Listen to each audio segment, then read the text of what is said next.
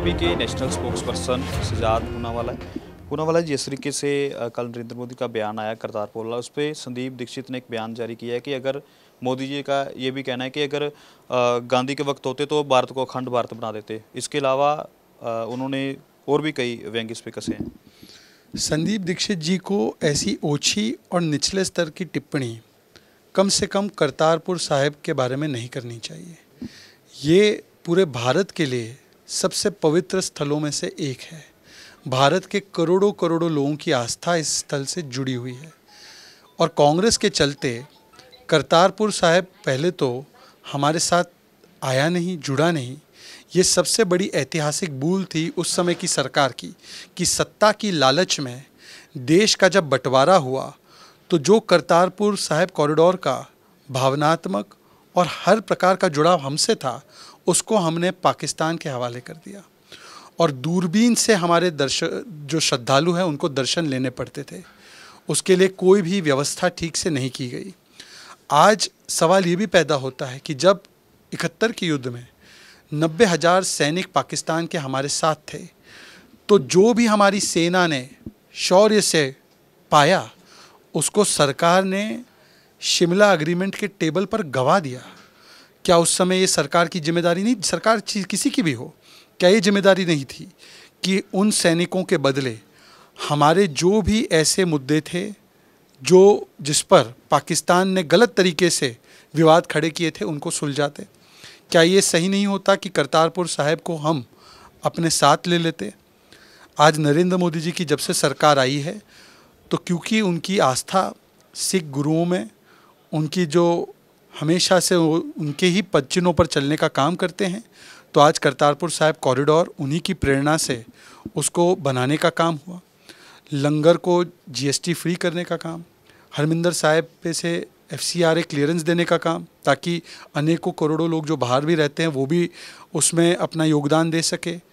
चाहे वो जिस प्रकार से जलियांवाला बाग के मेमोरियल का काम हो या पंजाब के लिए जो भी योगदान देना है वो नरेंद्र मोदी जी दे रहे हैं।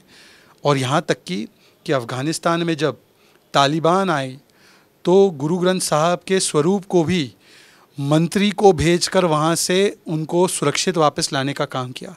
पर दूसरी ओर हम देखते हैं कि ये कांग्रेस पार्टी मखौल उड़ाती है।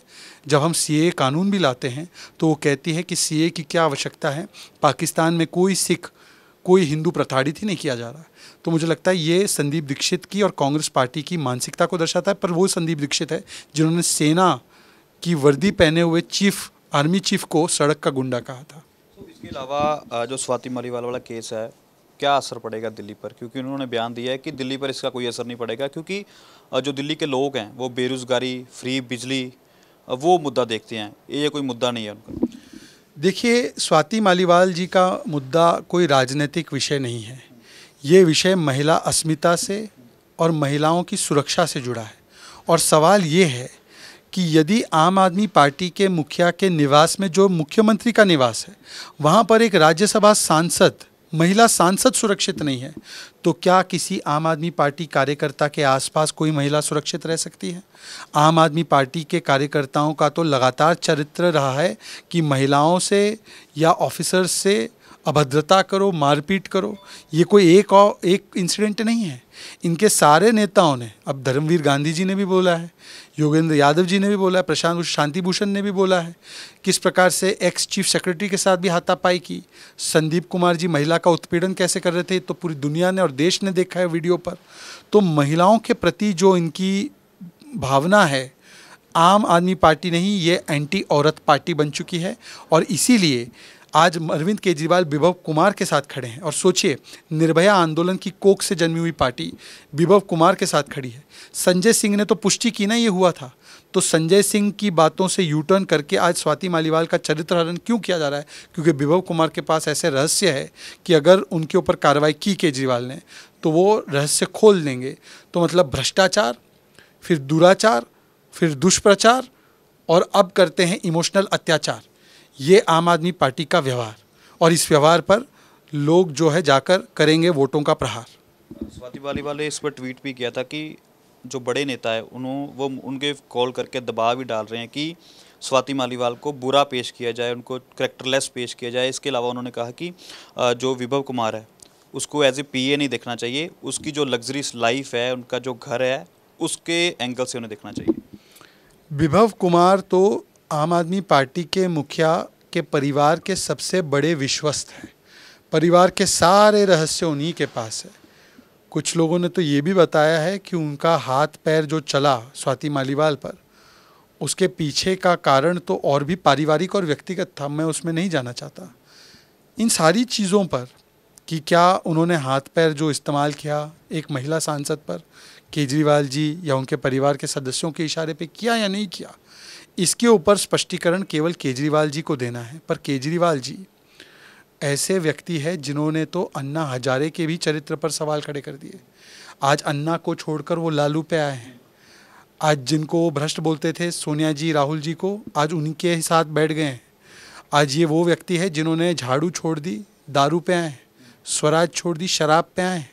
तो ये अरविंद केजरीवाल जी का जैसा सियासी धर्मांतरण हुआ है, तो अब वो महिला सम्मान के बदले उसी महिला को और भी उत्पीड़ित कर रहे हैं जिनके साथ चीरहरण हुआ, उनके चरित्र हरण करते हुए और उनको विक्टिम शेमिंग करवाते हुए।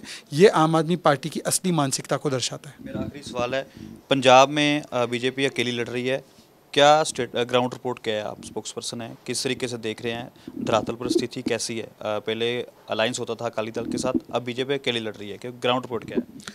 आपने देखा होगा कि पंजाब, जहाँ पर पुराने चश्मे लगाकर कई लोगों की देखने की आदत है कि यहाँ पर भारतीय जनता पार्टी कमज़ोर है, उस पंजाब में एक नहीं दो चुने हुए मौजूदा सांसद, एक कांग्रेस से और एक आम आदमी पार्टी जो उनका एकलौता सांसद था, उन दोनों ने टिकट मिलने के बाद भी उन पार्टियों का हाथ छोड़कर कमल को अपनाने का काम किया।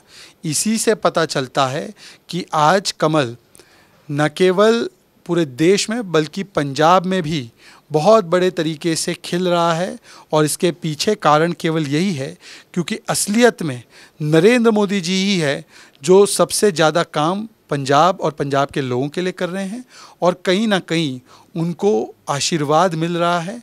जिस प्रकार से उन्होंने हर काम को, चाहे करतारपुर साहिब का काम हो या चाहे सिख गुरुओं का या चाहे वीर बाल दिवस को एक प्रकार से सम्मान देने का काम हो, ये सारे काम करने का शायद जनता ही, जो इसको हम जनार्दन मानते हैं, वो आशीर्वाद दे रही है, जिसकी वजह से कमल का फूल पंजाब में लगातार खिलता जा रहा है। बिल्कुल, तो तमाम मुद्दों पर बातें हुई। नेशनल स्पोक्स पर्सन है, जिस तरीके से पंजाब में स्थिति है वो भी स्पष्ट की।